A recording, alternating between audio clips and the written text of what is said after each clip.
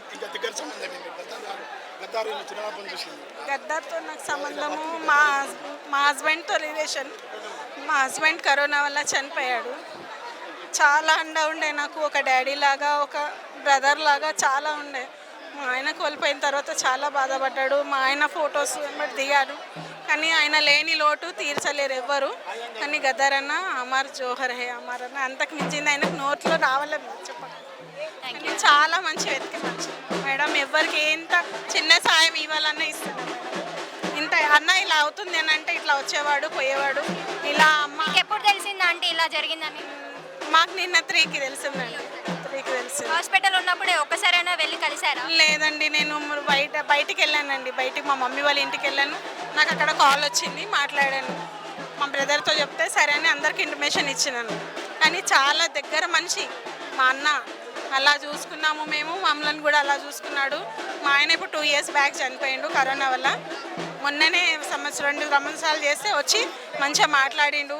మంచిగా ఉండాలి, చేయాలి, ఏదైనా ఆపద ఉంటే నా దగ్గరికి రా అని చెప్పి. కానీ నేను పోలేదు.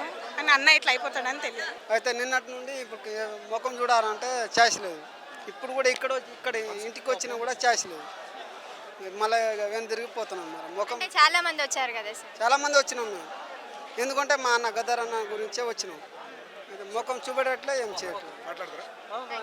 అదే ఇక మాకు బాధ అనిపిస్తాను. ఒకటే బాధ, ఏం లేదు. అంత దూరం నుండి వచ్చినాం, బైక్ మీద వచ్చినాం. మళ్ళీ ట్రైన్ లేదు, ట్రైన్ కలవకుంటే బైక్ మీద వచ్చినాం. ఒక 50 మంది వచ్చినాం. ఛాయిస్ లేదు. మనం చూడాలంటే చూడలేము, ముఖం లేదు. ఇక ఏం చేయాలి? ఇక వెనక్కి తిరిగిపోతున్నాం అంతే అమ్మ. నిన్న సాయంకాలం చనిపోయినట్టు తెలిసి మాపునార్లో సంతాప సభ ఏర్పాటు చేసి అక్కడ సంతాప సూచకంగా అక్కడ నివాళులు అర్పించి మొత్తం అంతా దాదాపు ఒక 60-70 మందితోని మొత్తం ప్రజా సంఘాల ఆధ్వర్యంలో ఏర్పాటు చేసి ఫోటో పెట్టి అట్లా వచ్చి చేసినాం. కానీ బాధాకరం ఏంటంటే ప్రజల మనిషిని సర్కార్ మనిషిగా మార్చడం బాధాకరం. అది సర్కార్ మనిషిగా ఏది ప్రభుత్వ లాంఛనాల పేరిట సర్కారు వాళ్ళకు చూసినంత ఉన్నంత స్వేచ్ఛ ప్రజలు లేకపోవడం బాధాకరం.